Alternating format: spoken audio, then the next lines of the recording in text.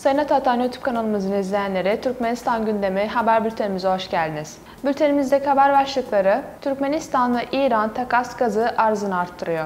Türkmenistan'dan Türkiye ve Rusya'ya ihracat ve son haberimiz: Japon öğrencilere Türkmence dil kursları verilecek. İlk haberimiz: Türkmenistan ve İran takas gazı arzını arttırıyor.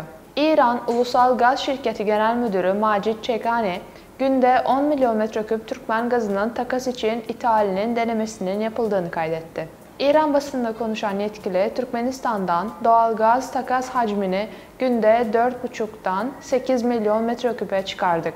Türkmenistan ile kısa ve uzun vadeli gaz ithalatı konusunda mutabık kaldık, dedi.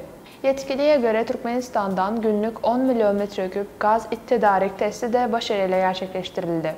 Planlar, Türkmenistan'daki gaz sahalarının daha da geliştirilmesini beklentilerine uygun olarak ithalat hacimlerinde bir artış içeriyor. Kasım 2021 tarihinde Aşkabat'ta İran ile Azerbaycan, Türkmen doğalgazının takas tedarikine ilişkin üçlü bir anlaşma imzalamıştı. 2022 yılında anlaşma kapsamında Türkmenistan, İran'a günlük yaklaşık 4-4,5 milyon metreküp gaz göndermeye başladı.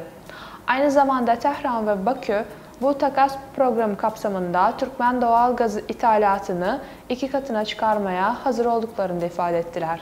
Sıradaki haberimiz: Türkmenistan'dan Türkiye ve Rusya'ya ihracat. Dünya pazarında büyük talep gören petrol ve gaz endüstrisinin kimyasal ürünleri, Hazar Denizi'nin Türkmen kıyısında yer alan Türkmenbaşı Uluslararası Limanı'nın yıllık 120 bin ton kapasiteli polipropilen terminal aracılığıyla ihraç edilmekte. Türkmenbaşı Limanı'na göre Türk şirketi Bestway'in sipariş üzerine Oğuzabad Türkmen firması tarafından polipropilen terminal aracılığıyla Türkiye'ye 749,9 ton yüksek kaliteli kok ürünü ihraç edildi.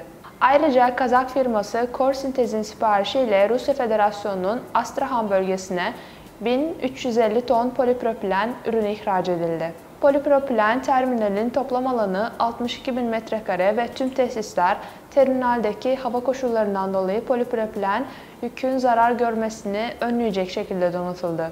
Terminalde 64 ton kaldırma kapasiteli çelik raylı liman vinçleri aynı anda 5000 ton 3 gemiyi yükleyip boşaltabilme kapasitesine sahip. Son haberimiz: Japon öğrencilere Türkmence dil kursları verilecek.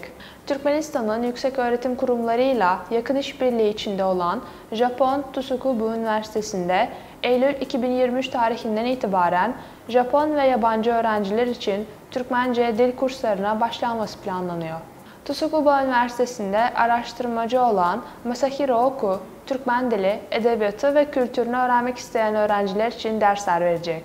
Temmuz 2023 tarihinde Japonya'da Türkmence dilinin tanıtımında Masahiro Oku ve Türkmen Ulusal Dünya Dilleri Enstitüsü Japon Dili Bölümü mezunu Cennet Rozakuluyeva, Japonca Türkmence Konuşma Kılavuzu adlı yeni bir ders kitabı hazırladı. Ayrıca belirtmek gerekir ki 26 Mayıs ve 27 Haziran 2023 tarihleri arasında Nippon Vakfı Orta Asya ve Japonya'da İnsan Kaynaklarının Geliştirilmesi Projesi çerçevesinde Japon Tsukuba Üniversitesi'nden Profesör Toshinabu Usuyamu ve ayrıca bu üniversitenin araştırmacısı olan Masahiro Oku, Türkmenistan'da çeşitli konularda dersler verdi. Sayın Atatan YouTube kanalımızın izleyenleri, Türkmenistan ile ilgili Türkçe haberlerimizi atatanturkmenistan.com sitemizden takip edebilirsiniz. İyi günler.